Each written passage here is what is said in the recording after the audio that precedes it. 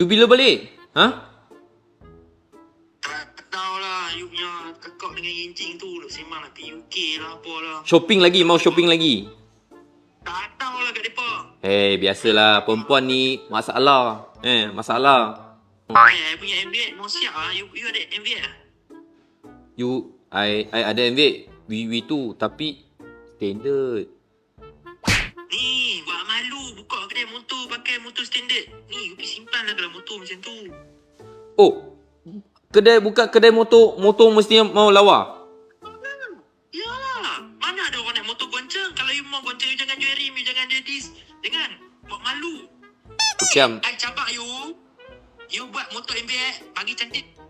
Ingat baru kita boleh jadi geng. Baru boleh keluar geng-geng MBA. You motor goncang kan, standard semua. sekarang standard lah. Saya donat. Sebab motor kan bini pakai. Malu rim BPR tu orang lain semua MBA pakai meletup-letup gila-gila cantik-cantik tapi tak pakai rim BPR.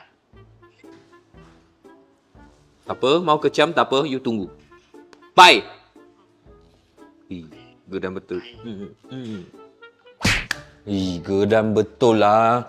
Abang Ipak ni, aku pakai Y, dia kecam. Katalah apa blok kecil lah.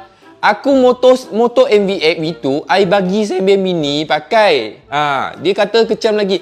Apa orang tayar pakai donat? Tak apa. You tunggu Abang Ipak. You tunggu.